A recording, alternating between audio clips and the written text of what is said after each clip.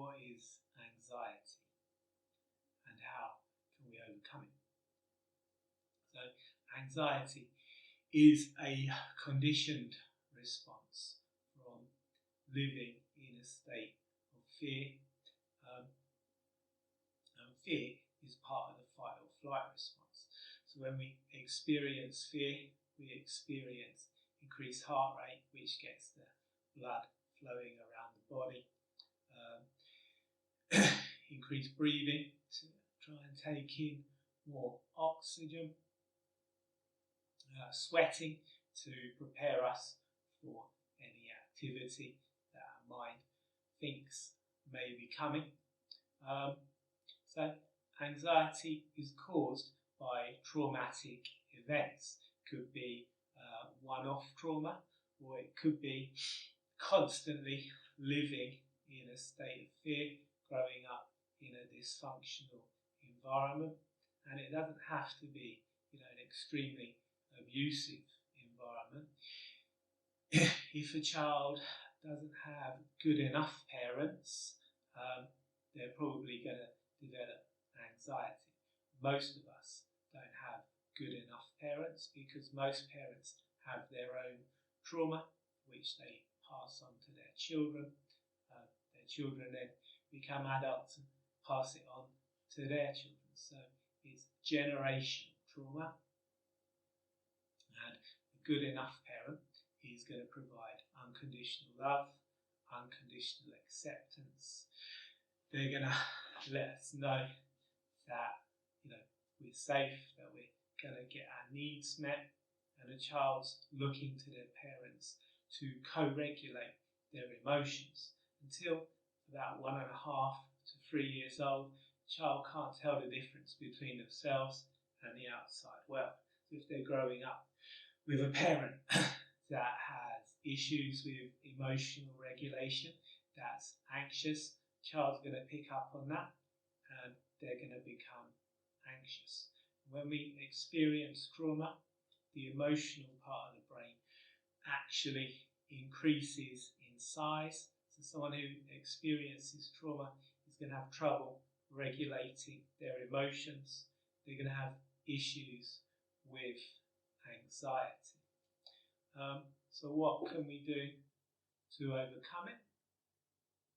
Well, I find hypnosis and hypnotherapy to be a very effective way to overcome anxiety.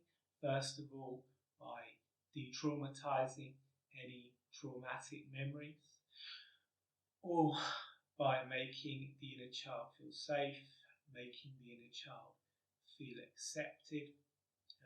With hypnosis, we can achieve deep levels of relaxation.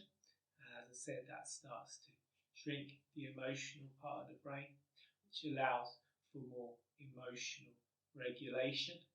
The more we experience relaxation, the easier it becomes to relax. So hypnosis is very effective at helping people who experience anxiety. So is having a regular relaxation practice, such as listening to hypnosis recordings or meditation, qigong.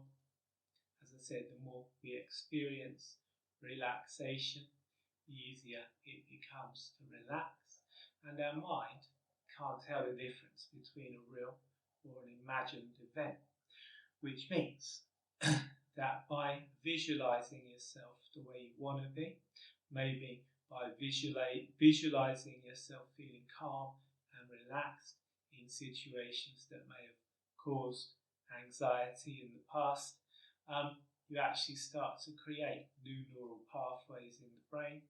The more you visualize yourself that way, the stronger those neural pathways become.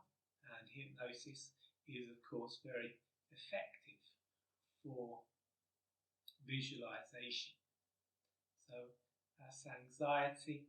As I said, it's a conditioned response from living in fear or from experiencing very traumatic and life-threatening events.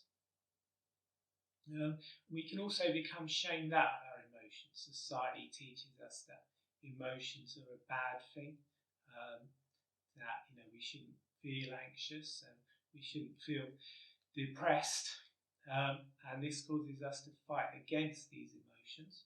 Carl Jung said, "What resists not only persists but grows stronger." So the more you try and suppress your anxiety, the stronger it's going to become. So again, hypnosis can help with accepting the emotions. So can practicing mindfulness meditation,